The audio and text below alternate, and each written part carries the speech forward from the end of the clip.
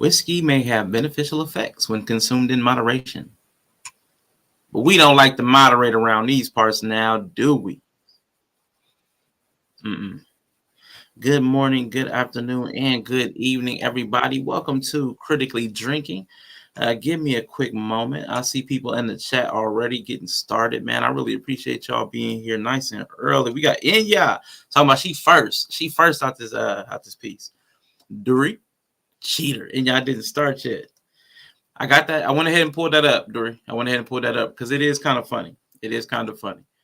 I do try to start exactly at 3 p.m. I decided to start a little bit early because y'all was out here talking crazy in the chat. I love it. I love it. Census data. That's what's up. What is up, Dury? What is up? And Risa Neal in the building. Good to see you. Hello, hello. Good afternoon to everybody. Glad everybody is here. Today, we are going to be talking about some innumerate ninjas. There's a lot of bad stats going on out here, y'all. A lot of bad stats. So we're going to talk about that. The birth of minifism. It's going to be the reverse of feminism because we got a little bit of information. I ain't gonna say information. I saw a tweet that was put up on Rollo Tomasi, who is essentially one of the Manosphere Red Pill like forefathers, like what Kevin Samuels was the black men, Rollo Tomasi was for the at-large Manosphere Red Pill sector. But he said some stuff that I think we need to look at.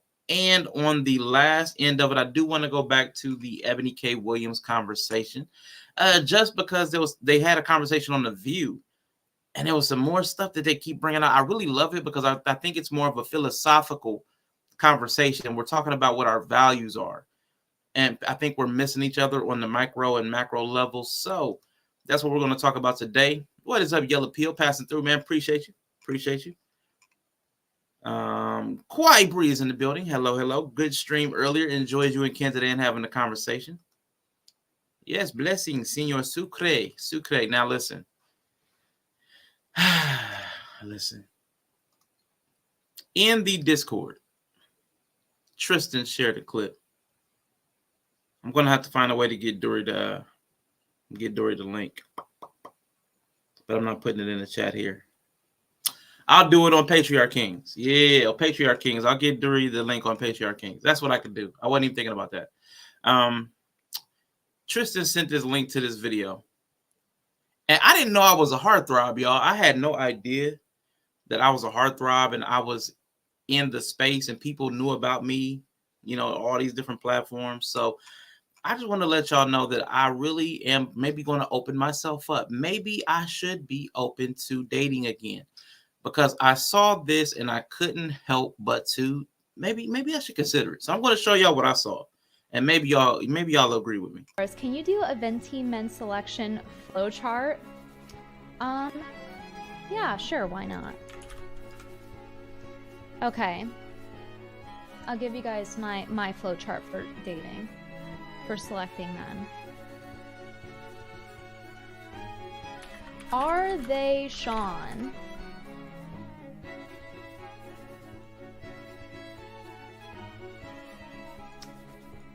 If yes, then date. If no, then don't date. Very simple chart. There you go. I hope that suffices. I mean, it suffices. It suffices, man. People are out here looking at your boy, man. He's a dime, man. Maybe I got to remind people, man. I forgot. What your Alpha Male podcast folks told you. That certainly is one big self-assured ninja. Well, Oshawa is a dime. I'm looking for a dime. That's top of the line. Man, I am a dime. So you got other content creators talking about, if it's Sean, you date him. And if it's not, you don't. That's very simple math. So while we're on the subject of stats, that's extremely simple math that everybody should be able to follow. If you're talking to somebody and it's not Rashawn, obviously you're in the wrong place. But if it is Rashawn, you're in the right place. So how did I do that? I just was watching the stream. All you had to do was watch the stream that Tristan sent out to you. That's all you had to do. And you would have saw what I saw. I know. That's what I said, Inya. That is exactly what I said. I'm like, wow. I'm so confused. Don't be confused, Dory. Don't be confused. Our dime. That's right. Our dime. Either you do or you don't. Right. Either you're dating Rashawn or you're not. And everything that's not is just not hot. But I just wanted to share with y'all that other content creators out here, looking for your boy. Just looking for your boy. That's all. That's all I wanted to share that with y'all before we got started. Before we get in, speaking of bad stats and bad information, I did want to, I had to get that in there because I thought that was cute. I have a few clips that I'm going to show you guys. In this whole gender war, manosphere versus femisphere, whatever it is, there's a lot of misinformation, and we run with it. We run with it because it sounds cute. They say it very confidently. We go with it, but all of it's off. Oh, snap. That was weird. A lot of it is off. So I'm going to pull a few things up. I'm going to go ahead and get started. Where is the first one? Anything less than Rashawn is uncivilized. By Menon. Absolutely. Let's see. Where did I put the first one? Let me get to my notes. My bad, y'all. There's a show I used to watch called The Wire. And it's a cop show from the early 2000s. What they used to talk about a lot was having to, what's up, Kensington? Appreciated you on Quiet Breeze. Y'all had a great conversation. What's up, man? Drill. Hello. And what's something on The Wire, what they used to do, the cops always had to kind of police to stats. They always had to try to juke the stats is what they called it. They had to try to manipulate data, manipulate arrests to try to please the crowd, which was the politicians. They had to try to get enough arrests or seize enough dope, or they always had to do something. Keep the murders below a certain rate, which of course they can't control, or get a high enough clearance rate. The Wire was a good show. They talked about it a lot, juking the stats, and that's what a lot of people are doing. And my boy Roland Presbeluski is going to, just explain it to you because he went on to be a teacher. He left the police, became a teacher, and he talked about it because it's in all areas of our life. If you're a teacher, you're dealing with those standards that everybody has to comply with. And a lot of people end up teaching to test, which is another form of juking the stats. Juking the stats. Excuse me? Making robberies into larcenies, making rapes disappear. You juke the stats and majors become colonels. I've been here before. Wherever you go, there you are. Man, wherever you go, there you are. You're going to take your problems with you, and the stats are not going to save you. I do want to get to the first one. It's in downloads. Cool. Let me pull that up because I still don't think StreamYard is going to let me play anything. This is a TikTok I went ahead and snatched. This first one, I don't believe this. I'm going to assume. I didn't verify these stats. It's the second page where the stats get funky. But I want you to listen to the commentary as well as look at the stats, which I believe. I believe these stats are probably more accurate. But I want to get to the second page. But I want to set the stage here because they start to build a narrative. And they're running with the narrative based upon these stats. Over here. Oh, there we go. My name's Anwar. I'm a dating coach for Black women. And so often I hear about Black women who are just focused on dating Black men. And I wanted to break down the numbers because I was an undergrad statistics major. So I look up at love quantitatively and qualitatively. So I wanted to break it down to let you know how difficult you are making your love life be just by focusing on Black men. Okay? So for every 100 men, 13% of those men are Black. So you have 13 men out of 100. Now, 80% of those guys are not going to be ready for a relationship. That's across the board. Any color of guy, they're just not going to be ready if they're single. Yeah? So we go from 13 to 3. Now, if we take into account unemployment, underemployment, gay, and in prison, you are looking at 2 out of every 100 men, 2 Black men out of every 100 men that are going to be bare minimum available for a relationship. So that's 1 out of 50. Okay? 1 out of 50. Now, I want to talk about the talented 10th qualities that so many of you all are looking at, right? He's got to be 6 feet or taller. He's got to have a graduate degree, 6 figures. When you have that criteria, you are looking at 1 out of every 250 men, okay? Now, if you just look at everybody, right, and you do the same maths, the same statistics, 1 out of every 7 guys is ready for a relationship. So if you're focusing on just black guys, bare minimum, it's 7 times harder. If you are focused on the talented 10th, you are making it 35 times harder to get your guy. We get to do it easier. And if you want to learn how to do this well, girl, you better talk to me. Now, I don't know what to tell you. I don't know what to tell you. If you want to keep on making love hard, girl, by all means, it's your love life. Get your life. There are non-black men checking for you, and you get to make this love life thing much easier by opening and widening your net and just focusing on the men that are going to treat you the best, regardless of what color they are. I hope this helps. Let me know in the comments what you think. Is this going to convince you to date everybody? Please say yes. Now, although I find it kind of cute, I find it cute that a gay man is coaching women to date straight men, but aside from my trepidation about that dynamic, most of the stats, I believe most of those stats, where it gets super subjective, this isn't even my bone of contention with this. This is the second one that's going to come up. He said 80% of the men that are single are not ready for a relationship. How do you come up with that stat?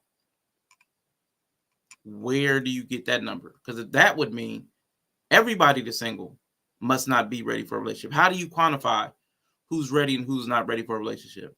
That would have to be based on some kind of self-reported data, but even still, that's not a good stat. But again, that's not my point.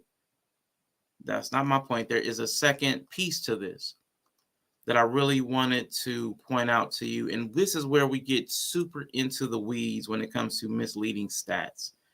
Now, 80% of those guys are not going to be ready for a relationship.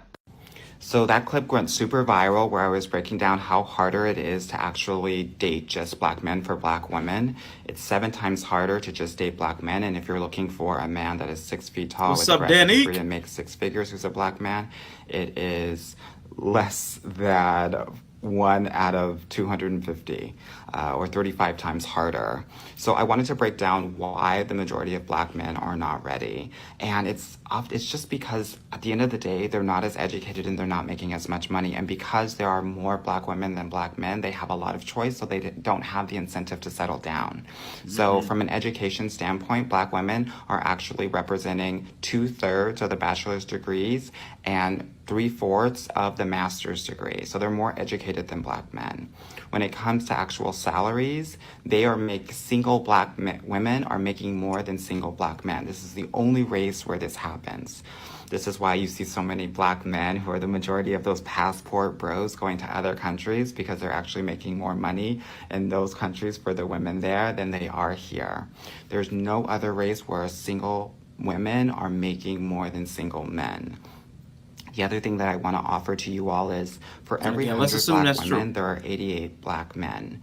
And when you take out the married individuals there are 20% more single women than there are black men, single black women than there are single black men. What does this mean? It means that men are actually self-actualizing and getting to a more stable place in their careers later on in life. So it's taking longer for them to get married. The median age for a black man to get married is 33. Other races are 30 to 31. So you will wait longer because it's taking longer because they're less educated and they have less money. Okay, now listen. I want to pause it there. So hopefully you guys can see that screen. Hopefully you guys can see the stats he has up there. Because he's painting a narrative that women are getting to the bag, women are educated, and that there's a shortage of black men that are marriageable. That's the narrative. Somebody correct me if I'm wrong. So what's up, Danique? What's up, B9? What is up, Quantum? Peace to the Leos in the building. That's what's up. Shout out to the women getting to the bag and the men that support it. Get the bag. That's cool. But what I want to tell y'all is that he's lying to you and showing you the evidence. Showing you that he's lying to you. If you look on the screen, in his stats, this statistician here, this math major, this super mathlete, if you look at the black women who are married, you see that there is, out of every 100 black women, and it was 88 black men. I'm not sure why they had that separated like that. But there are 27% of the black women that are married. And 33% of the black men that are married. How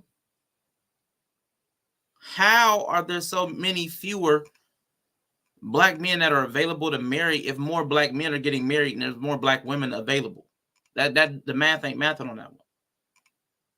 Then why have black men, if they get married, they end up with higher salaries than married black women if they're getting to the bag?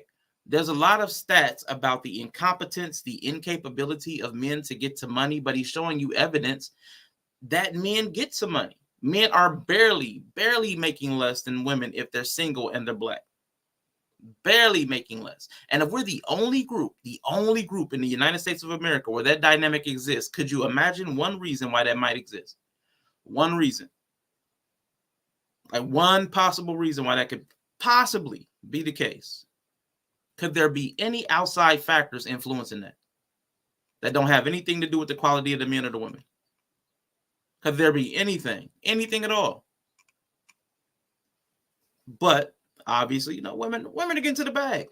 Get that bag. You got the education. You got the bag. And in this one group in the United States of America, where the wage gap, this persistent patriarchal subordination, does not influence this one sector, this one demographic. Who's that? It happens to be. It just magically happens. Black girl magic. It's the one place where it doesn't exist. And why? Because you're so superior, right? I'm sure that's the case. I'm so certain. But in this man's stats, who's trying to prove to black women that they need to expand their realm of dateability because there's so few black men that are marriageable. But in his own stats, black men are married at a higher percentage than black women. How, Sway? You don't have the answers. How is this man going to teach black women how to find love elsewhere when he can't even find good stats or can't even hide the stats that he's presenting that don't favor his position? He's not even smart enough to do that. But these are the people that are going to be listened to. These are the people will run with it. That's right. Black women outpace black men in earnings if they're single. Okay. But out of those single people, black men make less and they're still able to get married. And then when they're married, somehow they're making more. How? How does this make any logical sense? These single black men that don't exist, if they get married, suddenly their earning potential skyrockets past the women. They get married and become supermen? They get married and become educated? No. There are other dynamics at play here. And if you're not willing to acknowledge that because you have to hold on to the myth that you're superior than the men, you're going to run into a problem because this guy here wants to tell you to leave, can't even get his numbers in order. They marry the women with the bags. No, this is their earning potential. These single guys who don't exist and are less than less than the women, less educated, make less money, they get married and suddenly they make more money. Simply because their wife makes more money? Because that's not the way life works. Just because your partner makes money, you don't suddenly grow your earning potential. That's magic. It doesn't exist. That's Sansa. We got to stop that. And listening to people like this is going to have a lot of people messed up in the head. And because they have more of a selection, because there's more black women, they're going to play the field because they can. This is why when I say that they're not ready, many of them are emotionally unavailable, but also financially unavailable. And that's the issue here. Don't fight with me, fight with your mama at the end of the day. Here's the thing. I'm not anti-black men. I'm a black man myself, even though some of the black men question that. My work is centered around black women and making sure that they get the love that they deserve. And if it means actually dating outside or dating everyone, so be it. I hope this helps to clarify anything. And yeah. So, Quantum, I got to use you as an example again because you talking crazy. You talking reckless. They married the chicks that opened them money doors for his broke ass. Guess what, Quantum? Y'all don't open money doors for no guy. Remember, y'all won't date a bus driver. Y'all won't date a guy that's beneath you. You're not going to open money doors for a guy that's lower on the economic and social status. You're not going to do it. Y'all say that over and over and over. It's repetitive. You're not opening doors. The guys that y'all do, y'all know don't want to follow y'all through no door. No self-respecting guy. No self-respecting guy is going to, in this society, have all of the doors open to him by his woman. That's not the way our society is set up. Everybody's going to look at him funny. When Tabitha Brown said she was going to retire her husband, she got shamed and so did he. We all know that's not a good look, and we bow to social pressure. So we got to be honest about that. We got to be honest about some of this stuff. If you really got the bag, most guys are not going to follow you through all these open doors. That's not the way people are set up. You're going to get shamed. He's going to get shamed. And one of y'all going to buckle. One of y'all going to fold to the pressure. I'm going to talk like this because everybody is a yes person when it comes to these conversations. I'm on my troll vibes. Okay, well, you keep trolling. I'm going to keep using your troll as the example. Because, man, Eboni K ain't open the doors. When y'all get the bag, y'all want somebody on your level or better. Because I put in all this work. Why can't you put in all this work? And that's sensible. I'm not even arguing with that. I think that's a sane thing to do.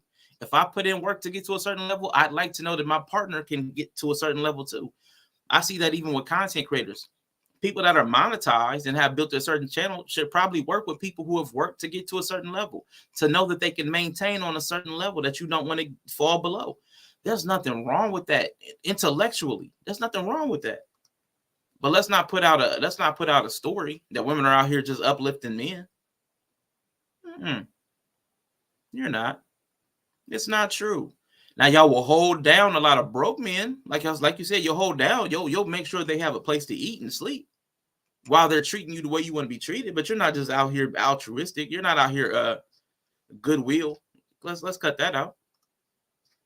You shown that employer look at married men as more valuable employees too. So I'm wondering if that's what this is hinting towards, maybe. Men who can't open their own money doors don't need to be getting in any relationships. Well, troll, that goes back to they married the chicks that open their money doors for his broke ass. How are they going to get married to chicks that open money doors if they don't deserve to be in relationships? Come on, Quantum. I need you to get your mathing too. Come on, Quantum. Time out, Dory. Get them. Come on, Quantum. Let's get that mathing. Come on, do that for me. Do it for me. Because the truth is, and I'm not even going to pull up them stats. I was going to pull up some other stats, but that would have been petty. I'm not going to do that. I'm going to move on to this other guy, the medium man. Oh, my God. The medium man. Now, he's like a new manosphere. He's trying to, slip into the Kevin Samuels. He comes in suited and booted, well-dressed. And he shows a lot of stats. Women uplifting those barbells in the gym. Y'all can uplift these. Y'all know what y'all need to uplift these. That's what you need to uplift. These. Give me a second. Because this guy here, and I like this guy. I listen to this guy, but every now and then he just says something. I'd be like, bro. We're going to get him over here. You the one that said they not opening the door, so then they broke ass don't need to be in relationships. Whatever. Let me present this window real quick with the troll self. Trolly Trollerton.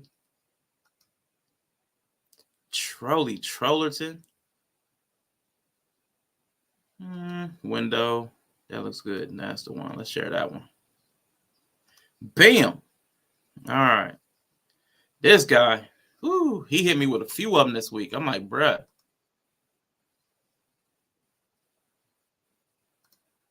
Uh-oh.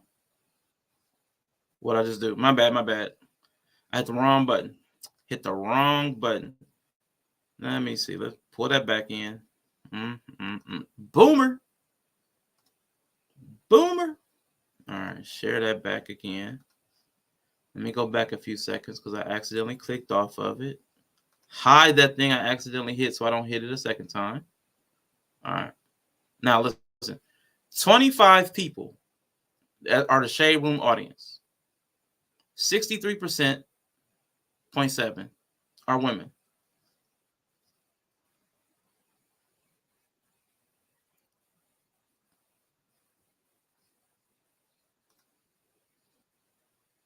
Right.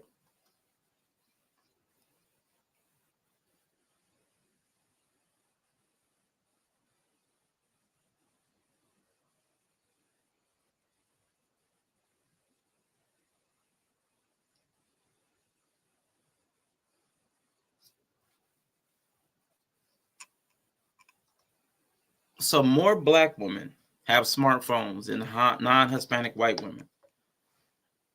So he makes the leap because of that. That most of the Shade Room's 25 million, again, 64% roughly, are women. He makes the leap that 64% of those, most of those are black women, which is not a safe assumption.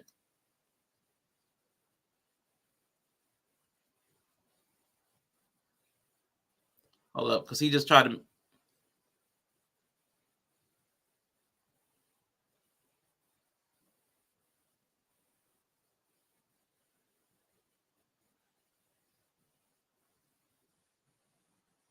So he went with the number of black women that exist in America, compared that with, there was no audio? Wow. Okay. Jesus Christ. It's always something. Let's try that again. Yeah, I'm pulling it back up. Yeah. Let's try it again. Got it. Let's try it again. Roommates across all platforms. 63.7% of their roommates or followers are women. Black women are the ones that use social media the most. This is the Nielsen report in regards to mobile technology ownership. 80% of black women own smartphones, a rate 8% higher than non-Hispanic white women.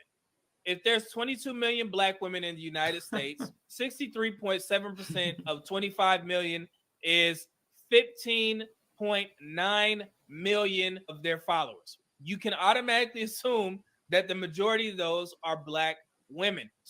So because there's 22 million black women in the United States of America, 63% of the Shade Room's audience would be 15 million. So he's assuming that the overwhelming majority of black women are all subscribed to the Shade Room, automatically assuming that almost every single black woman, 15 out of 22, that's an overwhelming majority, all of them are subscribed to this one platform. What are the chances of all age ranges, all women from 18 to 80, all of them are subscribed to the Shade Room? Come on, man. When you hear women say, hey, you can't count the comment section as people who actually matter. No, you actually can. The Shade Room has over 25 million subscribers. Now he's using that then to make the point that you can then use the comment section to accurately reflect the opinions of black women, because the overwhelming majority are reflected. The overwhelming majority of all black women are reflected in this one platform's membership base. What are the chances? What are the chances that every single black woman from 18 to 92, whatever age that the counting stops at for black women, what are the chances that they're all subscribed to the Shade Room, every single one, to account for the entire 64% of the Shade Room's audience?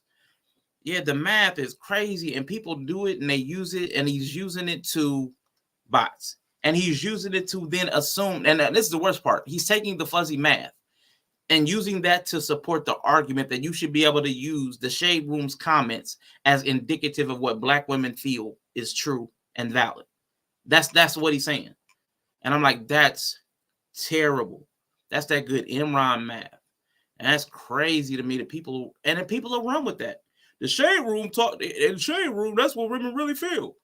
And people will run with it because somebody said it and backed it up with some stats that don't really make sense if you look at them. People will put the truth in front of you and lie with it every single time. Juking the stats, man. Juking the stats. But it gets worse. This guy gets worse. And again, I like this guy. I like some of his content. But I know everybody doesn't actually look at this stuff critically when people put these numbers up there to support their arguments. And that's an important piece that we need to get to. Bam, hide, I got it, add that, boom, boom, boom. Now he's talking about, this is during the conversation he was having about, the bus stop, the bus driver. So if men don't meet the criteria for women, he's like, well, women don't meet the criteria for men. So now he's going through the fit feminine. He's going through the fit feminine math, which is a legit thing. But I want to show y'all where he messes up. And they make the math worse. They start lying to you with the truth. It's the same with church and pastor. People will always run with that BS as truth. As gospel. It'll be like gospel. But if y'all can see that, out of 15 million available Black women, we're going to start there. So since we know that a Black man or a man in general who qualifies, they don't want overweight or obese women. So let's start here. We'll go for 20%. So 20% of Black women are left. That equates to 3.1 million Black women who meet the basic requirements of being in shape for a good Black man. Now, the 3.1 million Black women who are not obese or overweight are left. And then let's remove the 61% of Black women who have children. Now, here we go. Now, there's only 20% of Black women that are not labeled under the American guidelines, whatever, whoever has those standards, whatever. Only 20% of Black women are not classified as overweight or obese. Then he wants to further cut into that number using the 61% of women that have children. And this is where we get to bad statting again. What is up, Harris Tribe Media Group and Moesha Stan account? Salute to you both. Just cutting through on some man. Every lie has 80% truth. The Last Boy Scout. Great movie. Let me see. Quantum. I was just thinking that. People reference stats at kind of authority in the same way preachers reference Sky Daddy, but often don't know the source of the stat, just as preachers don't know God's source. Now, with this particular stat, let's assume it's accurate. But don't you think it's safe to assume that out of the 61% of women who have children, they might also account for that number of overweight or obese? Especially since during pregnancy, women are known to have put on weight. That's a common thing. So is it possible that there's a high degree of overlap between this 61%, this 2 million people, and that number that he has, the 3,165,000? Is it not possible now that he's double representing a lot of the same women to further diminish the numbers? Absolutely. I'm going to let it play out, but I wanted to catch y'all's eye to that because people will use the truth to lie to you. Yes, it's probably true. 61% of Black women have children. And yes, it's probably true based upon the standards that 20% of Black women are not classified as overweight or obese. But you cannot eliminate the fact that some people are going to fall into both of these categories. You cannot double eliminate people. 1.9 million. So you remove that leaves 1.2 million or 5.6 million of the 21.6 million Black women in the U.S. that fit the basic requirements for a Black man. Now, so since we know that a Black man or a man in general who qualifies, they don't want overweight or obese women. So, all right, so we doubled up on that. The problem with using stats to mislead The problem with that, it's malinformation rather than misinformation. It's faulty. It's faulty. And they'll tell you the truth. They're telling you the truth. 61% of black women have children. Okay, that's the truth. And there's a high degree of obesity and overweightness in the black community. Okay, that's the truth.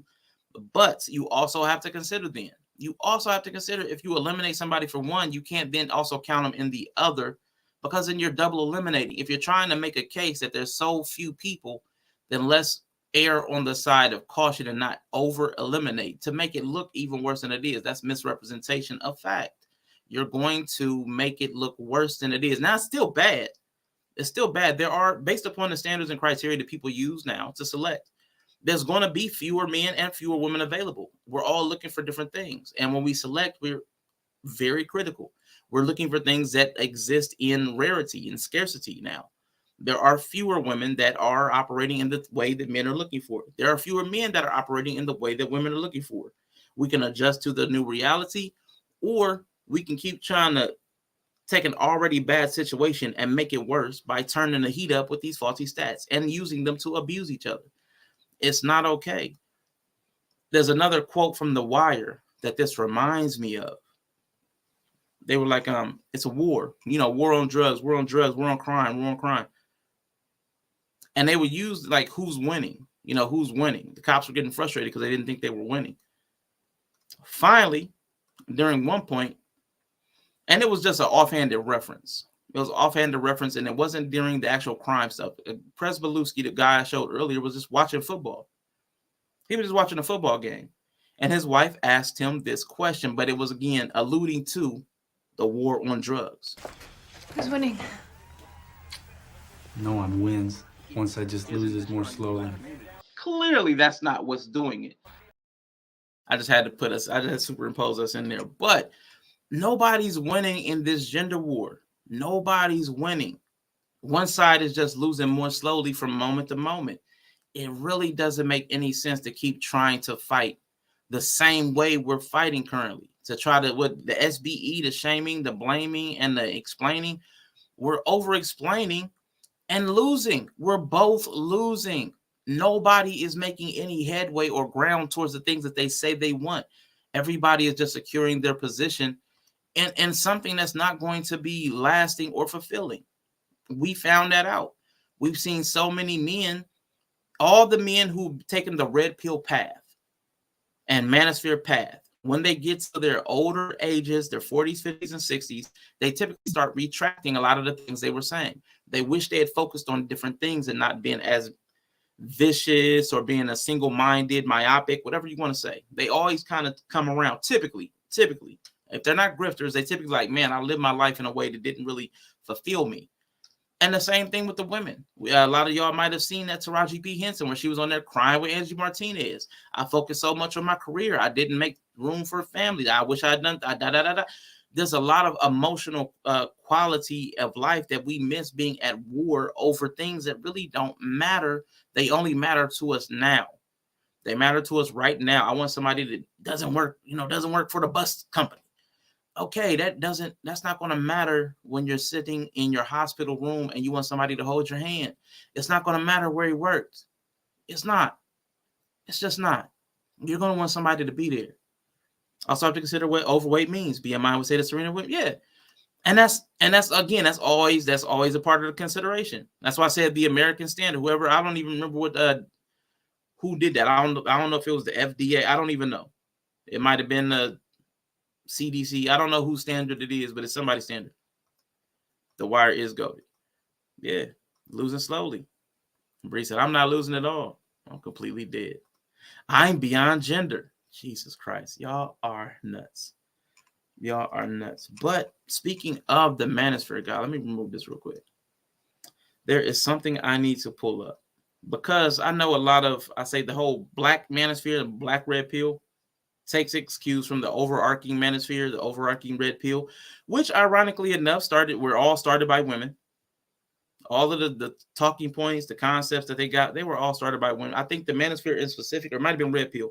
One of them was started by a lesbian, but I don't think a lot of the guys know that.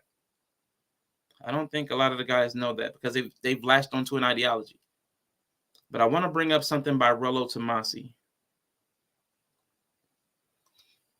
to show you the kind of idiocy that people fall in line with. Not now. Nope. I'm not logging in. Jesus, quit making me try to log in. Give me a minute. Nope. Oh, well. I'm just going to have to pull this up anyway with the big old thing there. Bam.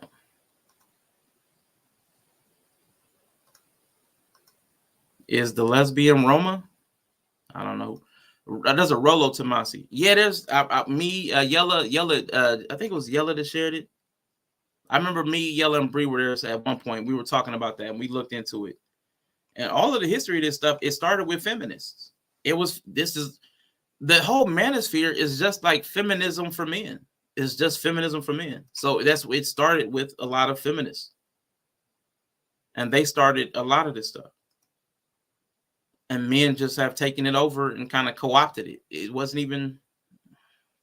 Anyway, let me pull this in. I don't know if you guys can see that. Let me see if I can. Now, this guy is seen as a thought leader. His channel name... Oh, come on. Don't do that. That little login. Hopefully, y'all can see that now. Rolo Tomasi, rational male. I think even Kevin Samuels cited him quite a bit.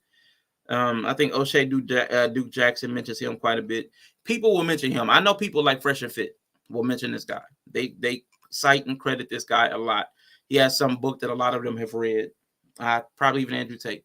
But he's one of the godfathers of the whole manosphere red pill type path. The quickest path. And this, again, more misinformation, more if you're not careful, if you're not critical, if you're somebody that's susceptible to influence, you're one of these young men who's lost and looking for guidance, and these people are telling you that Rolo Tomasi, the quickest path to becoming a high-value man is to not get married, which, again, the first guy, the statistician told us, he showed us the stats, and especially for black men, if they get married, their money jumps up exponentially. They almost double their earning potential simply by being married, according to, again, the statistician. But back to Rolo. Do not get married. Avoid family creation. Oh, let's go back to number one real quick, because I do have to mention that even Kevin Samuel said that there's an earnings cap in the corporate world if you're not married. There's a ceiling for people that are unwed. So, and I know even in politics, there's a lot of times where single people have a little bit harder time advancing because of the perception. Now let's go to number two. Avoid family creation.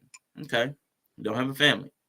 Vasectomy in your 20s. He's telling men to get a vasectomy in their 20s. Lift constantly. Eliminate all sedations. Learn game. Learn to be able to run game. Because a lot of them are pickup artistry. That came up in a lot of the rhetoric is pickup artistry. Play to your strengths, build wealth. Resist easing up on your focus. Now, half of these will actually make sense. Lifting consistently, I think I might have said constantly. Lifting consistently, sure. Make sure, I would just change that to, making sure your physical health is good. Obviously, I don't. But I think having physical health is part of overall wealth. That health is wealth. You can't spend anything if you don't have your health with you. If you're laying in a hospital bed, it's really hard to take, go on trips. So your health is really important. Networking is important. But learning game is problematic because the way these guys teach it is to manipulate. Like things like the negging principle, the push-pull strategy. Like they teach a lot of things that are used to just manipulate somebody's emotions, not to actually learn who and how this person operates. So they're not actually teaching men how to build relationships. They're teaching men how to acquire the attention of women, to keep them, gain and maintain the attention of women, which is weird. So you're telling them to keep and maintain the attention of women and get the vasectomy so that they can have unmarried sex without the consequences of having children, because you don't want them having a family and you don't want them getting married. So they're engaging in a lifestyle that's really not going to benefit them long term. It's not a long-term mating strategy. Like becoming another is just high value man. They're mostly focused on money. But again, if a man has his earning potential increased, if he's married, why would you tell him not to get married? How is he gonna get past those ceilings if he doesn't have the stability of family, which typically matures a lot of men, which allows them to excel in their careers? So there's a lot of built-in biases and misinformation, and a lot of these guys are telling you, and then they'll use stats. Then they'll use stats to back it up. Births to married mothers are less likely to be unintended. He was responding to something when he put that in, but I did want to point that out by Rollo Tomasi, and he's one of the, the births of menophism. Instead of feminism, I'm just changing the letters around, and that's what men are in. They're in menophism, and it's people like Rollo Tomasi, the Andrew Tates, the Fresh and Fits that are leading guys down a path that doesn't even make sense. It's contradictory. How are you going to tell a guy to build all this wealth, to be high value, to not pursue family, but to still be out here using women for sex? The same women that you're then going to shame for being 304s and having children out of wedlock, all this. You'll say I didn't make any kids. I had a vasectomy at 20. But you're out here still participating in the exact same thing that you're going to demean, which is why you're telling men that they have to become high value. You're participating in the cycle. You're recreating the cycle of trauma and pain that people are trying to allegedly work themselves out of, to break these generational curses. Men are looking to be able to find. You don't even need to shame women who are promiscuous or highly hypersexual if you're promoting this kind of lifestyle, because you need those women to fulfill this kind of a lifestyle. It doesn't make any sense. It's very contradictory. And I just wanted to point that out. Family can give you resilience that you otherwise wouldn't have. That's facts. That is facts. On the surface, he's slick, but deep down, Rollo is a vacuous, toffee-nosed, mentally vacant blockhead. Ooh. Why come they never drop that stat that says the chances of obtaining wealth is damn near impossible? Because that would negate the grift. If people tell you that what they're selling is unlikely to happen to you, you wouldn't buy. You wouldn't buy Rollo's books. You wouldn't go to his courses. You wouldn't watch his podcast. And what he's telling you is you have to have the confluence of several different factors that work in your favor to get anywhere. I mean, who's going to sign up for that? Which is why everybody has to lead with these faulty stats and misinformation or malinformation, as Nova put it. Everybody's got to go that route unless they're actually trying to help you. But now I am going to get to this last part. Actually, let me download this. It might work better. Because I did not want to.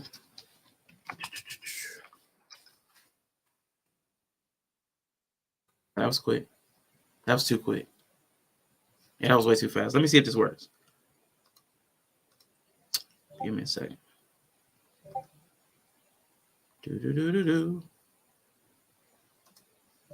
I want to talk about this with y'all. Because I find this conversation fascinating. I find this whole bus driver conversation so fascinating. Not because of the actual Eboni K Williams part. Again, I really don't care about what she wants. But all of the stuff that came about as a result of it, the way she kind of tried to clean it up and everybody's projections about it, because neither her nor Iyanla made it about black men or black women, but everybody kind of made it about black men and black women, which was, it's kind of interesting. I thought that was interesting. This is The View. They had a conversation about it, and I thought it just brought in a little bit more. Oh, shoot, why did I close that? My bad, dang it. Give me a second. Boom. All right, cool.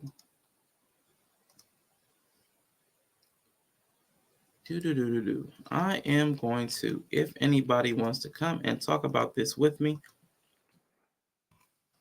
I will drop this out. But I want to break this into parts and kind of talk about some of the stuff that comes out of this conversation, because I think the concepts are bigger than the conversation. They're selling the relationship version of a TikTok trading course. Maybe the inputs work to produce the output they describe, but they have never revealed the probabilities. Very misleading. Absolutely. Absolutely. So I'm going to hit play. Radio host Eboni K Williams got into a bit of a flap this week. She was interviewed by Ayanna Van Zandt. You know who she is? Yeah. She gives advice and she's spiritual, etc. There was a discussion about women's standards when it comes to men. It was the conversation, and this is what she said. Would you date a bus driver? Would you date if he owns the bus? If he owns it. If he owns the bus. See, I said what I said. But then some of y'all started talking about salaries and hourly wages, pensions and benefits. And that's wild because I was never talking about money at all. Okay, I forgot. I should have pulled this clip. She's lying. She's lying, actually. She was talking about money. I listened to the clip again last night because I was looking for something very specific. And she said these men don't have the income or the resources, and most don't even have the leadership. So she actually was, but, you know, let's not ruin a good story. I was talking about Black ownership. Average is not and will never be good enough for me. And the gag is, I don't think it's good enough for you either. Well, excuse me. Don't mess with that. I understood where she was coming from. I mean, my grandmother's husband was a sanitation worker, one of the hardest working people that I've ever met. His name was Dr. Dash, and was a surrogate grandfather to me, and I would go with him sometimes, and it's a really difficult job, and it doesn't pay that well, not as well as it should. It should, because it's a very much important better. job. It is. We know that now with France. But I will say this, you know, the three things that couples argue about the most historically: money, sex, and children. And the issue with the African-American community is it's been very hard for us to build generational wealth because our men are disproportionately targeted by the police and incarcerated. Our neighborhoods are redlined, so we can't buy in neighborhoods where there are good schools, and all of the rest that comes with it. So if you want to build generational wealth as an African-American woman, and we are the most educated demographic in the country, then it's hard to marry a bus driver because... Now, I want to pause it to address three of the points she made. Let me see. Now, essential jobs. Essential jobs are vital to sustainability of a nation. I mean, at this level, I mean, bus drivers, city workers, sewage workers, sanitation, all like food service. These people are vital, and we all know that they're underpaid, and none of us really do anything about that. But we all know that they're essential. Our lives kind of depend on these people, but we allow a system that underpays these individuals grossly. Like even all these ladies, they're sitting up here talking about, oh, it's terrible that they're underpaid, but none of us really make a move to change the conditions. So that's part number one. Yeah, they're genuinely essential. Yes, it is true that people in relationships do fight on money, sex, and children a lot. That's an important thing to note. So why would you set yourself up for those things that typically derail a relationship up front? I get that, which is why I'm okay with people centering or at least acknowledging income as a factor, because on certain levels you do want somebody that is, as they say, on your level and equally yoked. But based on the point of conversation I listened earlier with Quiet Bree and Candid Ann, I came away with a different way to understand that. The equally yoked thing, I think it is important to find somebody who could, maybe is not, but who could carry the weight on their own, both the man and the woman. I don't think at this point, and again, this is my opinion, no man and no woman should choose a partner that could not pick up with their skills and talents a level of employment or business that could carry the household, that could carry the family. If the other partner can't, if this is how people feel, okay, let's not pick anybody up. Like that whole open the doors thing that Quantum was talking about. No, nobody should pick anybody up. Make sure everybody is competent and capable to maintain the household if one person should fall. That way there's no insecurity if something happens, like somebody loses a job. The other person just knows, okay, I need to kick it into high gear. That way we have capable and competent partnerships. I think that should be something, if people are talking about equally yoked, that needs to be the yoke, that we're both capable partners on the same level. Ebony she is a elitist. All she had to do was double down on her dating preferences. That other shit was probably, yeah, she added a bunch of stuff that was a lie. I mean, she started trying to cover her tracks, but it was all a lie. Maybe she cares about that stuff in some part of her brain, but it's not the truth. It's not her truth. That all came out. Oh yeah, you're not in trouble. You're not in trouble. That actually illuminated like we say equally yoked and people need to be on equal footing and they don't want to date down. Whatever. I don't even know what that is. They don't want to date down, but I think the capability matters. When you were talking about you and your husband, you could go out and get a job that could equal kind of what he's doing. Like with the nursing, you could go out and get a bag. You could be working and doing overtime and be getting a bag. Same way he's out getting a bag. But you're both capable. And you guys could both, with your community, between your community and your capabilities, you could take care of the needs of your family. I think that needs to be the baseline. Not everybody has to make as much money as you or your husband could. I think everybody has different thresholds of capacity and capability. For somebody that's making $35,000, their partner should be able and equipped to be able to make $35,000. That way, if one falls, the other, and y'all just live in a place that y'all can afford on $35,000, whatever it is for y'all. What I think though, is too many of us that are making like 50 grand are looking for somebody that's making 150 grand. You know what I'm saying? Like somebody's making 75 is looking for somebody that's making 275. You'll never be able to carry with it. If that person that's making 275 drops, you'll never be able to carry their weight. And that's going to be problematic. That's going to be a burden on you. You're going to be super pressed about what if he gets sick at work? I won't be able to. You shouldn't even have that worry because you're capable too. Nobody falls when we're each other's crutches. Interdependent. Yeah. So I think we need to, when we talk about that equally yoked, because everybody has a different understanding of what that means, it should be based on capacity. Are we both equally yoked and able to take care of the family? Like that's if that's what you're looking for. If you're looking for the equally yoked partner, they got to make what I do or better. Then you need to have the same capacity as they do. So I don't know. That's just my opinion based on what I heard earlier. It kind of settled in my head.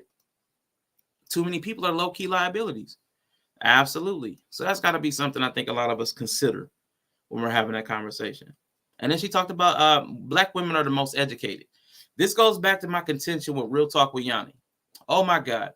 When she talked about Black women are the most educated and we're out here getting a bag and we've done our work and then but Black people don't own anything. It doesn't matter if you're the most educated. If with your education, you still don't own anything. If the only thing you own is twice as much debt as anybody else, your education is irrelevant. If you're not making, like Quantum was talking about, I'm going to open the doors. If you're not opening the doors for your family and your community, your education is wasted. So at some point, it just becomes a very micro-centered thing. On my personal level, I have an education that I can utilize for myself. That means it doesn't do anything for the world around you. At that point, it's fruitless. Meanwhile, if other people conceptualize and create something, whether it's a business or whether it's got to be something that's sustainable, that can last beyond you. Your education is not going to go beyond you. You can't confer your degree to your children. You can't pass on your knowledge gained from your degree to your kids. You can't. If you have a skill in a trade, you can pass on that knowledge. But if you have a psychology degree, you can't just pass on that degree. It doesn't work like that. So your degree is very centrally based to you. It's a selfish, and I'm not saying selfish in a bad way. It's self-serving. Your degree is self-serving. But how are you serving the community? How are you serving all these people that you're talking about, the bigotry of low expectations?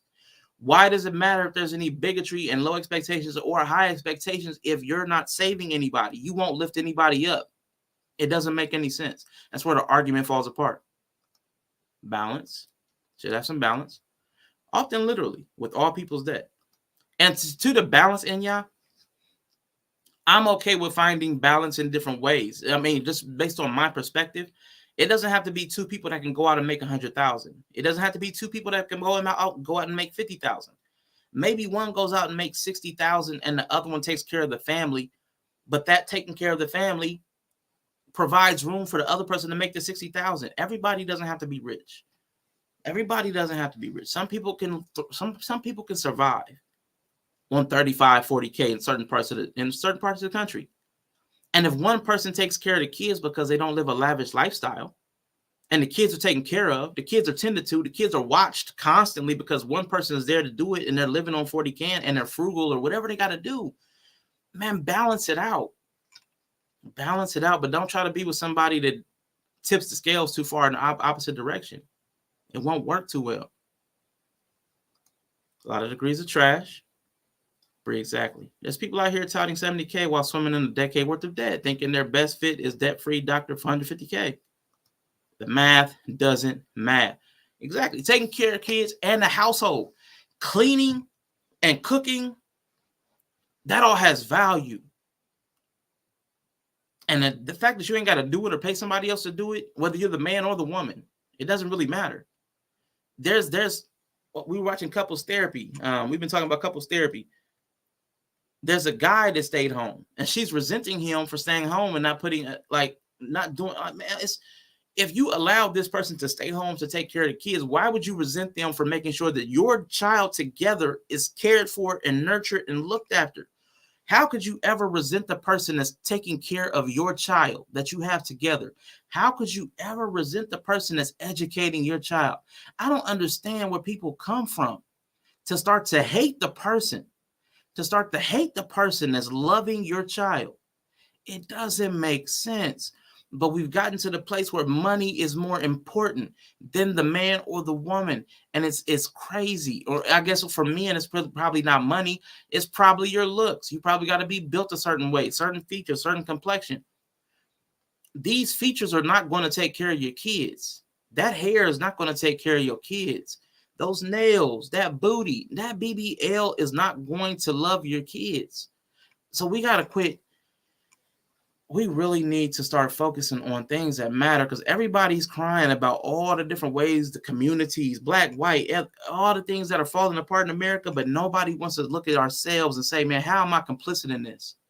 How am I playing a part in this? How are my choices feeding into this? Doesn't have to be equal earning potential. Facts. One person can make enough to cover the bills, yeah. And the other person who's not working shouldn't try to inflate the bill so much that it's a burden on the other person. Don't select somebody whose lifestyle doesn't match what you want to live, or doesn't have the same outcome goal, like the same lifestyle goals. That'd be crazy. And she was working crazy hours, but she chose that. They could downsize. They look like they had a really nice place. They could have downsized. If everything you need to secure yourself and secure your comfort and secure your feelings burns you out, then you're probably out of alignment. You're probably doing too much. We gotta work on these images that we keep in our head. 90 plus hours and she mad he home with the kids, which was their agreement. Right. You can't win is a hard position to start from. You never get ahead. Stay at home mom is a lot of work. Children are safe. Children are smart. And I know that they are doing it. You know what they're doing at all times? Yeah. There is no price that you can put on the safety of your children. Man, I don't even want to, I don't want to get emotional. Woo, man. My nephew, when he was little, man, worrying about him at school, man. Worrying about him on the bus. There were times when the bus did not come back to the stop. They had taken him somewhere else.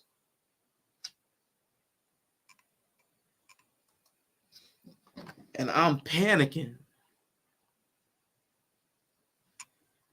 Calling transportation. Waiting for the bus to come back around, or we're having to go to the bus depot because he went to sleep. And they just go drop the bus off and got him in a parking lot somewhere, man.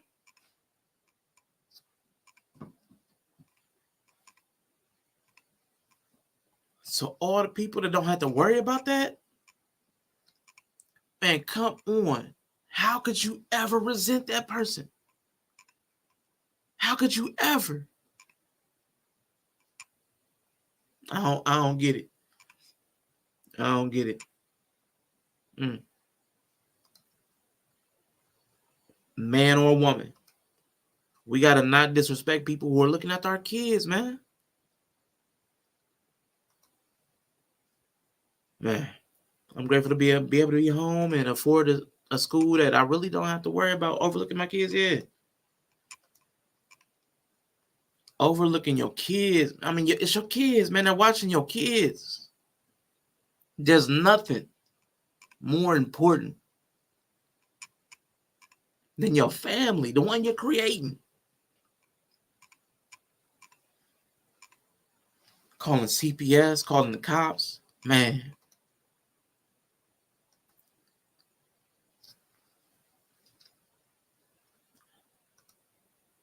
Yeah, man.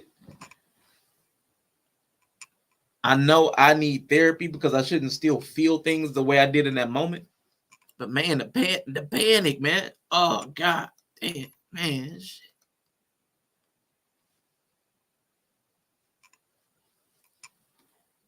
The terror, man. All the things you were like, what's going on with him? Who got my nephew?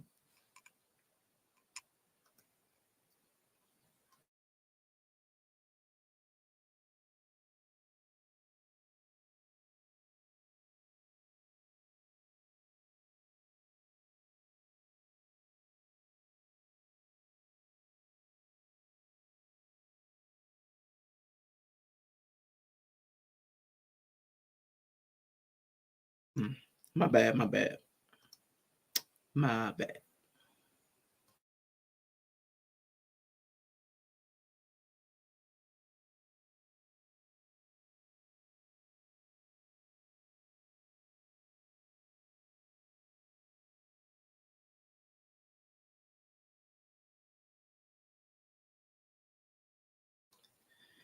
Now my throat all constricted. It's ridiculous. Now my throat's all tight. Man, it was traumatic, man. It was traumatic. And it happened too many times. It happened at least 3 times. We can't find a whole human person. How? Man. And Nova, I did that too. Man, I did that too. Stressful, man.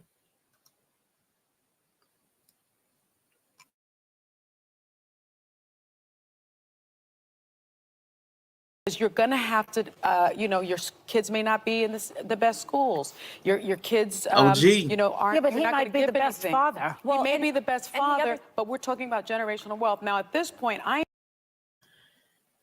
He may be the best father, but we're talking about generational wealth. I would rather my kid have money than a good father. Where are we at? I am the exception. I make a lot of money, but until I become the rule, I don't know that Black women can afford to do this. Well, I'll marry a bus driver now. Okay, well, the problem with that approach is you will be blocking out a lot of people, especially immigrants, because my father-in-law was a cab driver for a few years. He came in as a principal of a music school. My mother-in-law had to work in libraries. My brother-in-law was a lawyer from Rio who had to be a jujitsu instructor. But it's different for white women. Well, if you're only dating a certain type of person, maybe, because these bus drivers, you talk about generational wealth, I would guess, and tell me if I'm listening to the wrong place, if you're speaking of generational wealth for Black people, are you only looking at Black bus drivers? I mean, because she said it's different if you're a white woman. I don't know what country she's from, but I know a lot of poor white people.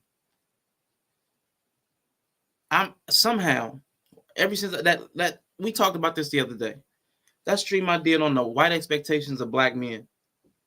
And we realized that people have synonymized having money with whiteness and poverty with Blackness. That's a problem. It's not different for white women. Everybody deals with poverty in this country. There's a small select group of people that don't worry about money. Top 20%.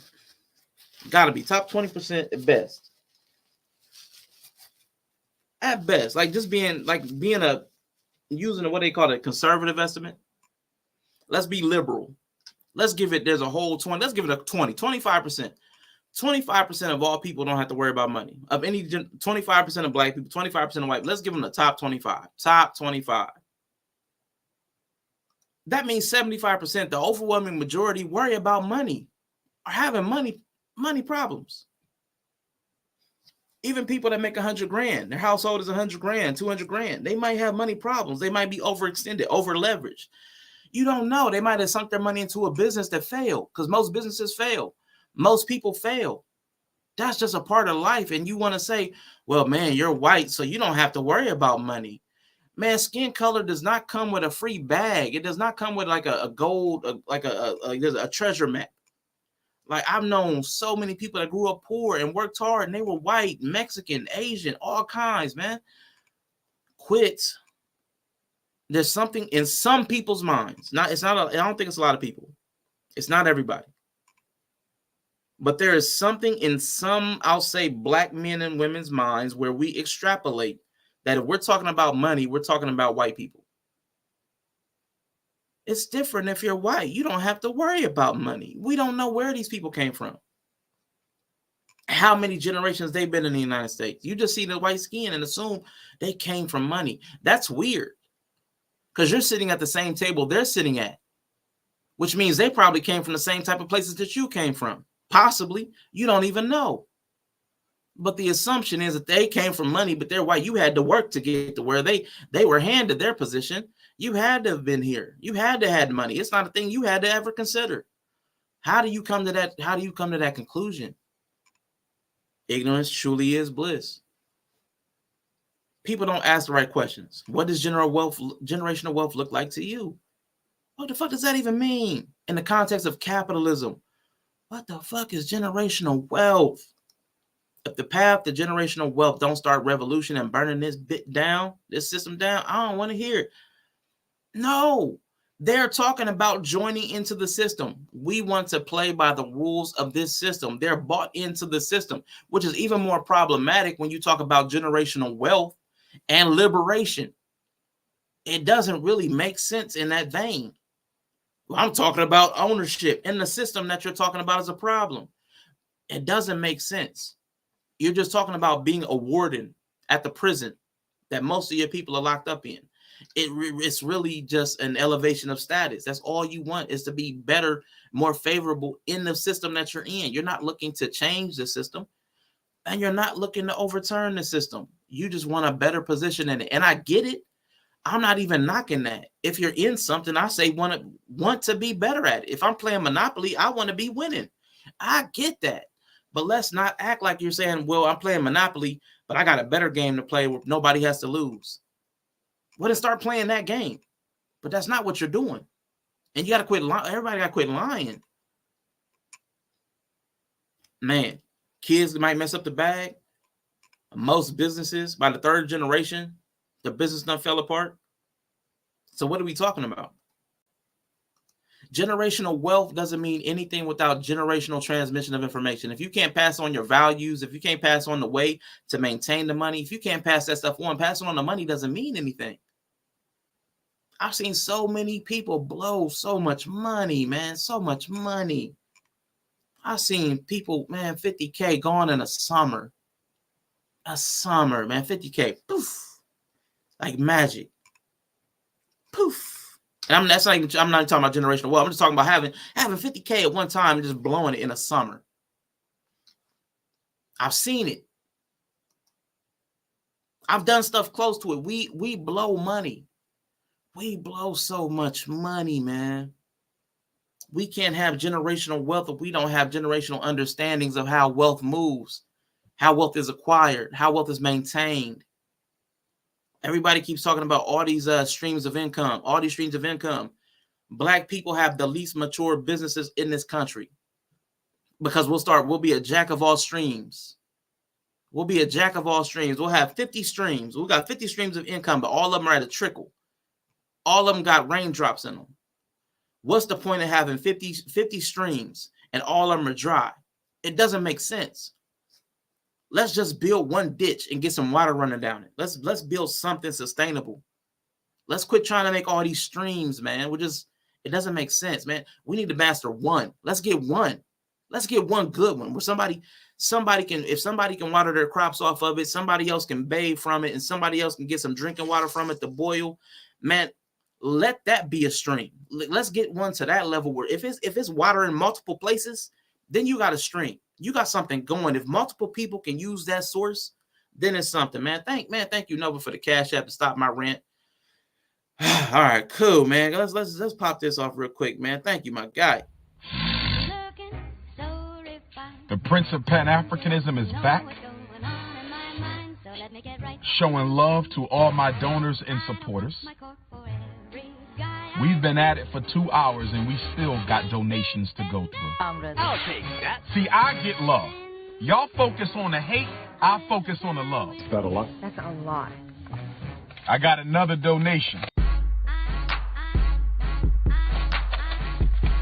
Donations. Donations. Donations. Donations. Donations. Donations. Wow, that's a lot. Gifts. Gifts. Gifts. More gifts. More gifts. More gifts. Wow, thanks. Man, thank you, Nova, man. I appreciate you so much for the support and the continued love and support, man, for sure. Skin color is more like a multiplier, not a lump sum. If you're excelling in white, you'll excel more. If you're down bad in white, good luck. Facts. It's not a cure-all. I've seen, unfortunately, during the whole Black Lives Matter, I saw enough conservatives like, y'all don't care about people that aren't black to get killed by the police. So I went and looked, and I saw so many white people get gunned down by the cops, cold-blooded murder. Never heard of it, never saw them on the news. And I was like, you know what? They got the same problems we got. Maybe not in the same quantity, maybe not in the same disproportionality, but man, they're hurting too. And I looked at Asians and they're over there crying about stuff going on with them. And I looked at Latinos and they're crying about stuff going on. I'm like, man, everybody's going through it. So let's quit thinking anybody has it good. Everybody's trying to make it the best way they can. And everybody's jockeying for the best position in the system that prints the money. But nobody's really trying to overturn the system. People are flocking here to take part in this system because they know the opportunity is here. It might kill them, but it might give you that bag. You might get that bag. That's the sad truth. I think we're ignorant when it comes to financial value, so we can benefit. Yeah. Is he really opening up his school in September? Absolutely. And y'all don't be doubting Umar. He finally getting that grip money. Yeah, Moish, I promise, man. Anyway, let me unpause because. Or are you saying for yourself? I'm saying generational wealth as a concept. Well, because I'm just saying that, like, when I look at these, I wanted to be a teacher. I had no plans of making much money, so I never saw that part. Knowing dating, I feel like you also limit yourself if you remove that they could be the best father, the best partner, treat you better than anyone in the world. I think we have a lot to say about this, so we'll talk about it when we come back. So the black woman is talking about generational wealth. The white woman said, I wanted to be a teacher. I wanted to contribute to society. I never thought about having that much money. I mean, obviously she came to be on TV, but she was talking, I wanted to be a teacher, so I wasn't thinking about it. They're white people. I mean, that's the standard. White people are always the standard. White people, white people, white people. You got white people that are so free that they can imagine a world where they're just a teacher imparting knowledge into the next generation of people. They want to serve humanity by teaching, by growing children, turning them into healthy human beings. Imagine that as an aspiration. Imagine wanting to see the next generation grow up better than you as a human. But no, you're worried about generational wealth. That's what you're saying. It's fine and good for him to be a good father, but I'm talking about generational wealth. What are you talking about? You're worried about what you got going on, and you have other people worrying about what everybody's got going on. If we don't invest in each other, your generational wealth won't mean anything. Your generational wealth can only go as far as you can protect it. And if everybody out here becomes a savage because nobody's taking care of the children, your generational wealth won't mean anything in a nation that's burning down. It won't mean anything. It won't last forever. You might not escape with it. So we gotta think bigger. We gotta think broader. Yeah, why is it that a lot of arguments start off like we the only ones? Because we're so self-centered. We think we are the root of all problems. We're not. We are not. We are not.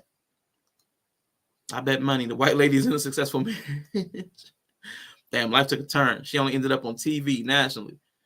Yeah. And it could be she got to be mediocre and was trying to be a teacher, and somebody like, yeah, you're blonde. Let's put you on TV. It could be that simple. Maybe it was that simple for her because she was white. Maybe. But we don't know unless we ask the questions. Talking about Eboni K Williams, who basically said to Ayanna Van Zant, I would only date a bus driver if he owned the bus. And so we had a couple people weigh in. We have some time for Anna and for Alyssa. Look, I'm not gonna lie. If Ricky Martin was straight and showed up driving a bus, I'd get on it and I'd tell him to drive me right off into the sunset. Look, I think what's important, and we have to understand there's poor immigrant women, there's poor Latina women, there's poor white women, there's poor black women, there's, and getting out of generational poverty is hard. It's very, very hard, and much harder for some of us. But I also think it's important for women to know themselves and what's important to them. Yeah. I have friends who are married to men who make no money, and they make a ton of money, and they are very, very happy. Yeah. And now, real quick, I just want to preface. The white woman said, my aspiration was to be a teacher.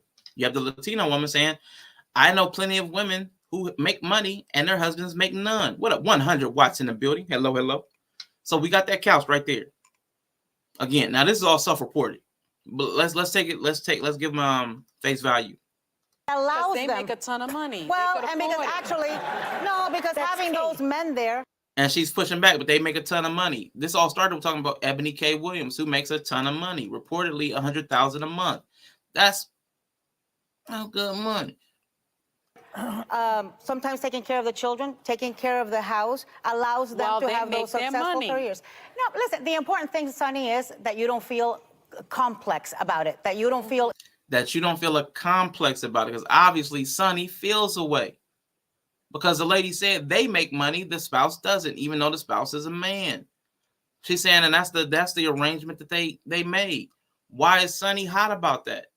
Why would you care if these people are making money and taking care of their spouse? It's okay for a man to do it. Why is it not okay if a woman does it? Everybody else is saying it's okay for a woman to do that, except Sonny. So there's a complex, and that lady done picked up on it. Insecure about it. If you don't give a damn that your husband makes less money and that you make more money, then all power to you. And you don't care about generational wealth. If you do care. And you don't care about generational wealth. So you can't have generational wealth if the woman is getting the bag.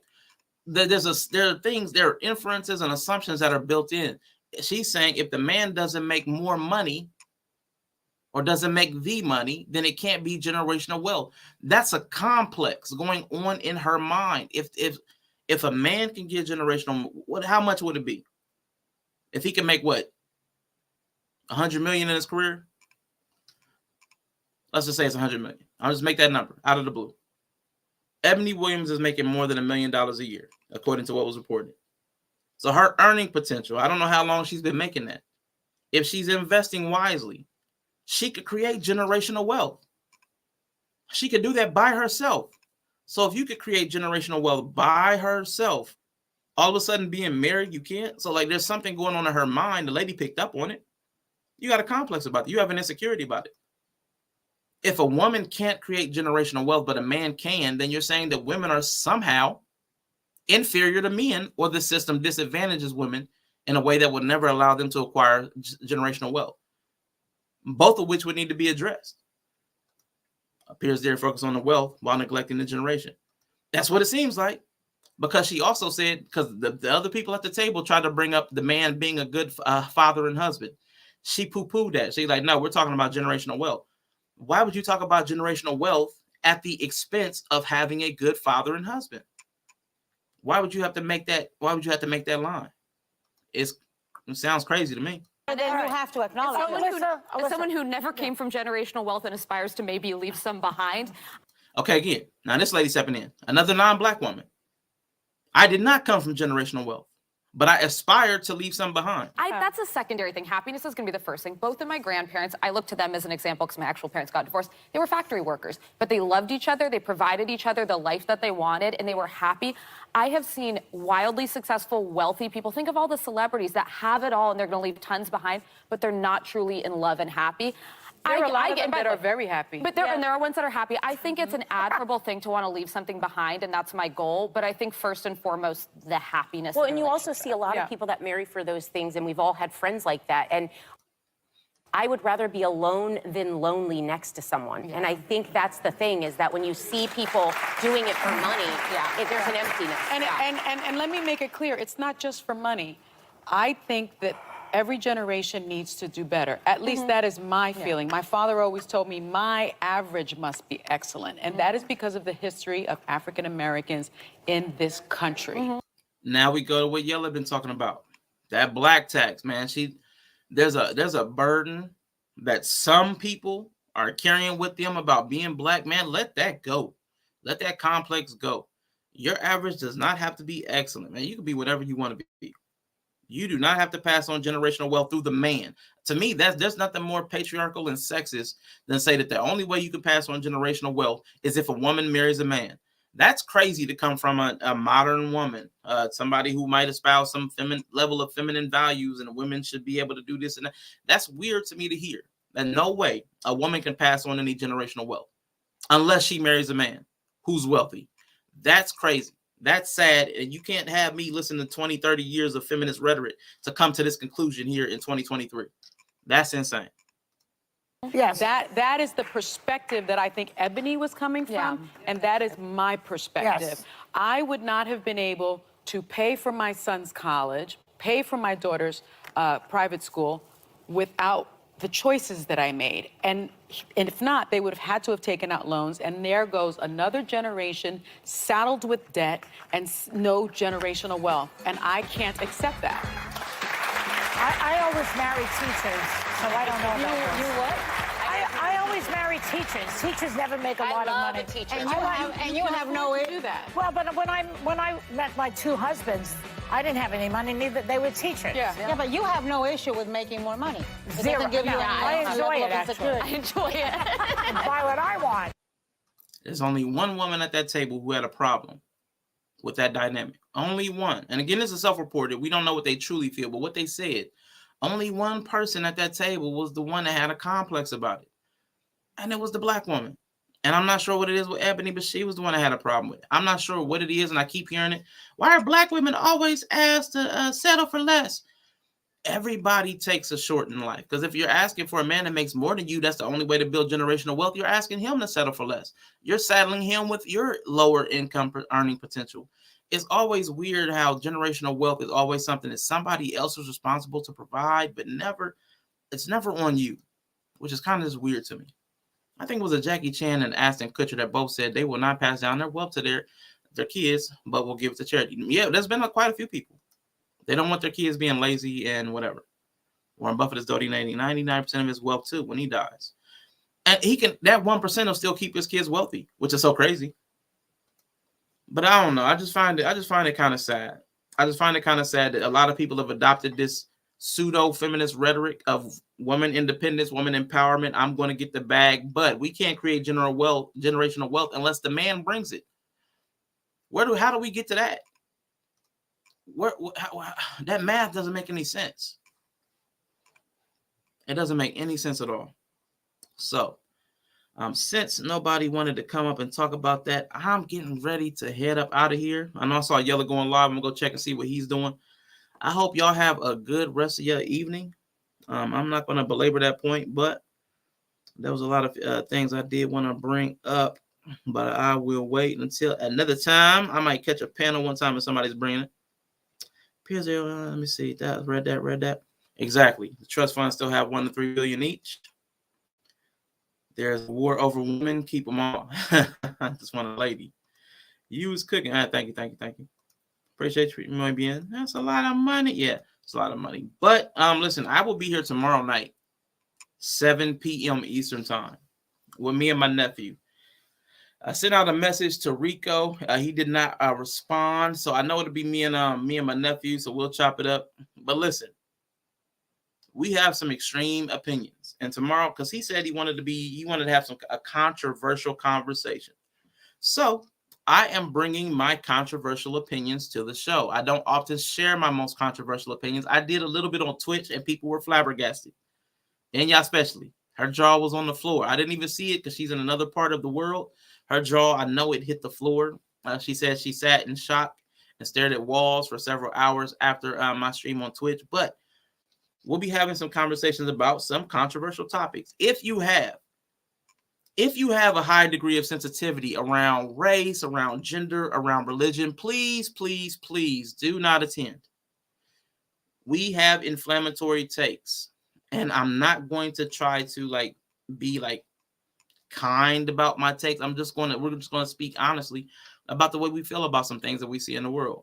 It's going to irritate some people if you hold on to a dogmatic ideology, no matter what lane it's in, religion, politics, gender identity. It won't be the place for sensitivity. So I appreciate your viewership, but don't come tomorrow if it's going to possibly be a trigger. Shouldn't matter, in my humble opinion, as to who creates it. It shouldn't.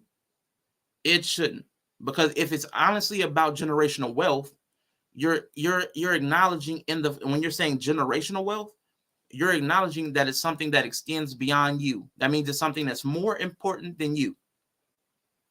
Or you wouldn't call it generational, because that means it's passed on long after you're gone. So if you're not the important part, the wealth is the important part, and the passing that on to generations, having a family to pass it on to, having the wealth to pass on, that should be the object and the subject. That should be where all the emphasis is put. Which gender earns the wealth? It shouldn't matter, because if you acquire wealth and you make a family that to pass it on to, that should be all that matters. And it would be ideal to pass it on to a healthy, happy family. But we've got some people who are indoctrinated into some weird level of feminism, but it's hybrid with patriarchy, where the man has to earn the wealth, even though they're wealthy women. So it's very strange. Appreciate you here. It's Tribe Media Group, Mr. He Said, Mr. She Said. Yeah, man. Everybody set aside some money for a therapy appointment after tomorrow's stream. Yeah, man, go ahead, go to therapy. I got to call. I got to make an appointment. I still have not made the time to make an appointment because they never answer the phones. Ilmatic ideologies, yeah? Yeah, man. So I will catch y'all next time. What did I come in with?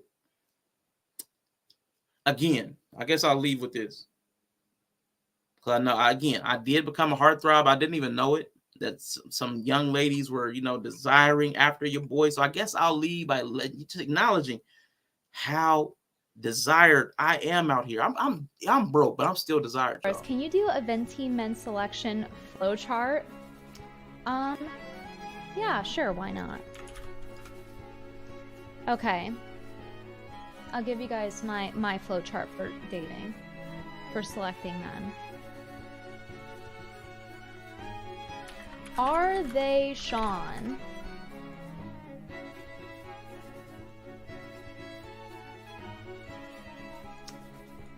If yes, then date. If no, then don't date. Very simple chart. There you go. I hope that suffices.